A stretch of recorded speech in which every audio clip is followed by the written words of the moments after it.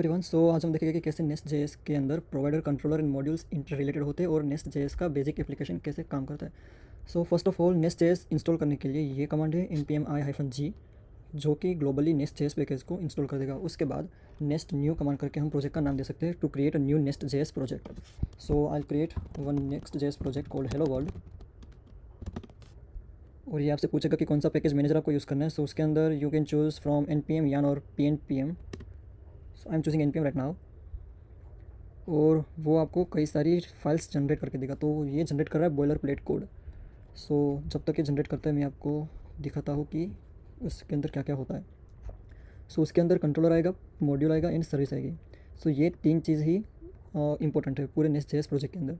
ये तीनों चीज़ आपको हर एक एंटिटी के अंदर मिलेगी। तो ये तीन चीज़ कैसे इंटर रिलेटेड है उसको मैं एक्सप्लेन करता हूँ अभी। सो किसी भी बैकएंड एप्लीकेशन में राउट्स होते हैं। फॉर एग्जांपल मेरे पास एक गेट राउट है गेट यूज़र करने के लिए, मेरे पास एक गेट राउट है यूज़र लोकेशन गेट करने के लिए, और मेरे पास एक पोस्ट राउट है यूज़र को ऐड करने के लिए। तो हम क्या करते हैं कि जो ये राउट्स का लॉजिक है वो अलग लिखते हैं, और हर एक राउट हिट होने के बाद कौन सा फंक्शन रन होगा वो एक अलग फाइल में लिखते हैं। तो ये जो पूरा है ये होगा हमारा कंट्रोलर। जो राउट्स हम डिफाइन करेंगे वो होगा हमारा कंट्रोलर, और जहाँ पे हम फंक्शंस डिफाइन करेंगे वो होगी हमारी सर्विस।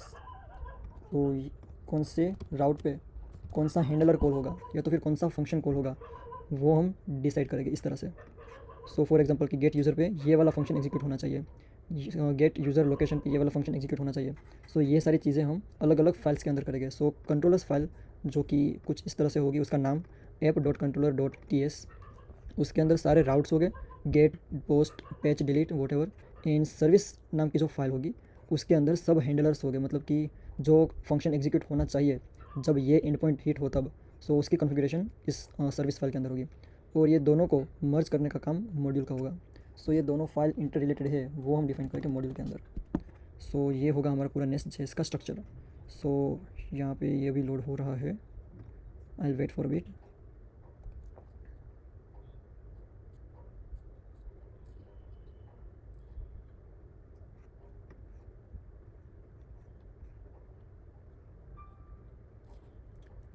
और यहाँ पे प्रोजेक्ट क्रिएट हो गया। सो बाय डिफ़ॉल्ट ये गिट भी आपको इनिशियलाइज़ करके ही देगा।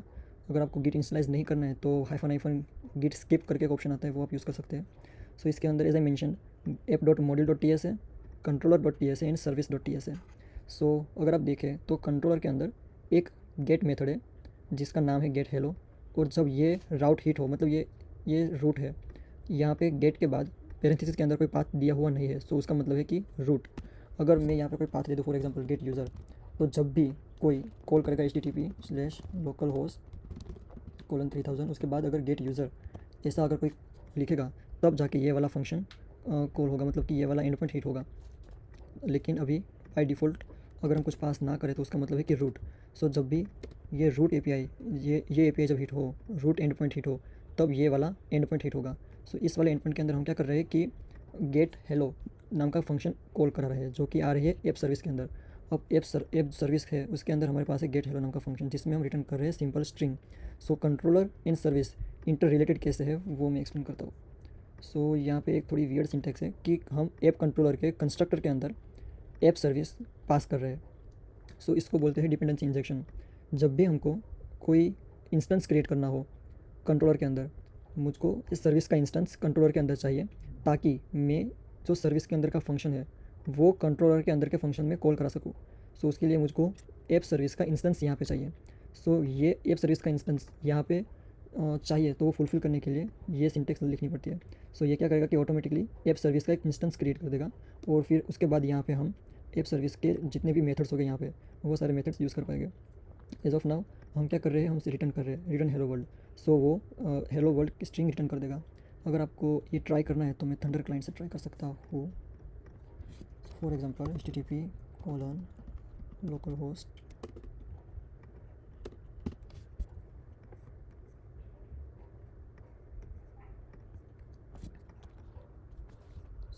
प्रोजेक्ट को स्टार्ट करने के लिए npm run start और dev ये कमांड रन करना पड़ेगा cd। सो मैं अपने प्रोजेक्ट के अंदर आया हेलो वर्ल्ड जो कि मेरे प्रोजेक्ट का नाम था, और उसके बाद npm run start dev। So it will start my project, it will run my application. और उसके बाद अगर हम रूट हिट करें so you will see hello world. अगर आपको कुछ चेंज करना है then you can do so. राज for example I am saving, it will automatically restart the server and उसके बाद you can see I am getting the latest data. So Node JS के अंदर हमको रिस्पॉन्स डॉट सेंड और वो सब करना पड़ता है, लेकिन यहाँ पे जैसे ही हम रिटर्न उसके बाद जो भी डेटा पास करेंगे, अगर हम जेसन भी पास करें यहाँ से तो वो जेसन भी हमको मिल जाएगा। ये रिटर्न टाइप हटा देता हूँ ताकि एरर ना आए। सो यहाँ पे सी सो जेसन ऑब्जेक्ट भी मिल जाएगा। सो नेक्स्ट जेएस के अंदर रिटर्न सिर्फ रिटर्न कीवर्ड लिखने से वो रिस्पॉन्स सेंड कर देगा, लेकिन नोट जेएस के अंदर रिस्पॉन्स डॉट सेंड और वो सब करना पड़ता है। तो मॉड्यूल्स के अंदर देखते हैं कि क्या है। मॉड्यूल्स के अंदर ये दोनों चीज़ कंबाइन है कि ये मेरा मॉड्यूल है ऐप मॉड्यूल, उसके अंदर जो कंट्रोलर है वो है ऐप कंट्रोलर, मतलब कि ऐप कंट्रोलर के जितने भी राउट्स है वो रजिस्टर कर दो। यहाँ पे आप देखोगे कि एक रूट राउट रजिस्टर किया हुआ है यहाँ पे in the logs you will सी। अगर मैं कोई और राउट यहाँ पे क्रिएट कर दूँ for example get my data करके, उसके अंदर फिर एक फंक्शन बना दूँ कोई भी गेट माई डेटा और फिर कुछ भी रिटर्न कर दूँ यहाँ पे, अगर सिंपल स्ट्रिंग कि माई डेटा और फिर सेव करूँ तो यहाँ पे दो राउट रजिस्टर हो गए, एक तो स्लैश और दूसरा माई डेटा। तो ये दोनों राउट रजिस्टर क्यों है, क्योंकि मैंने ये यहाँ पे मॉड्यूल के अंदर पास किए हुए।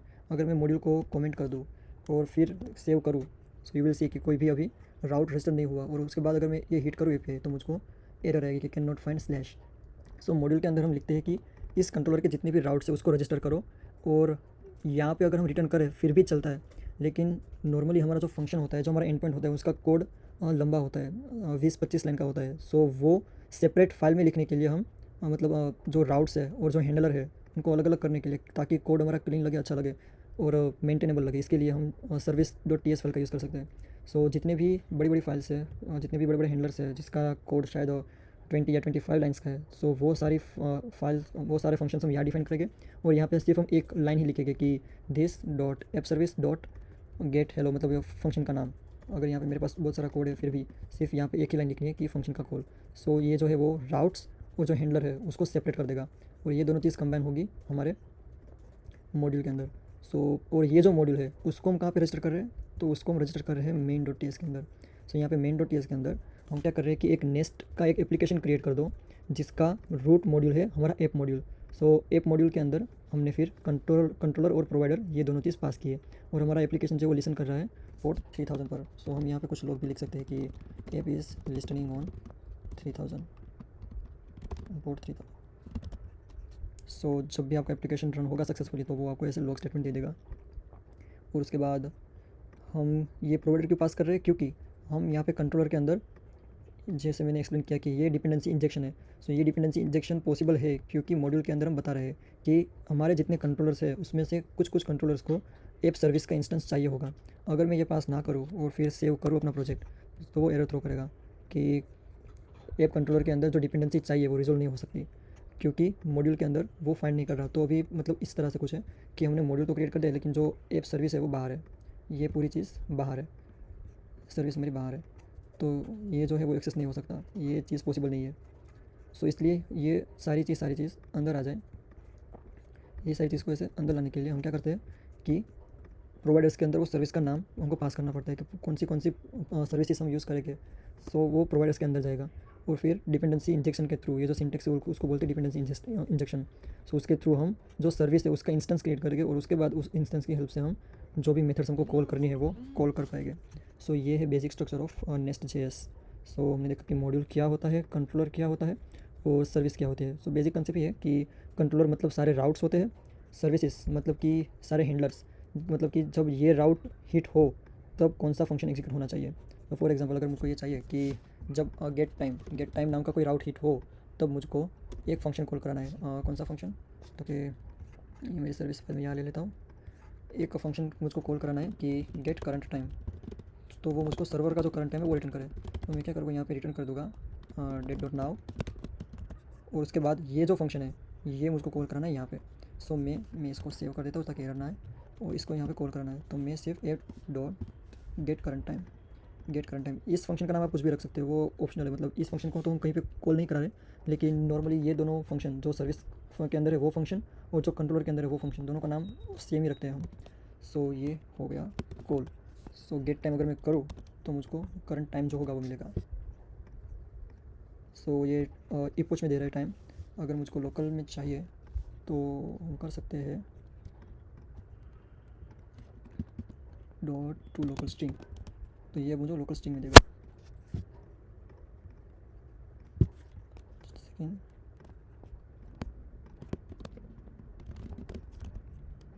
डेट,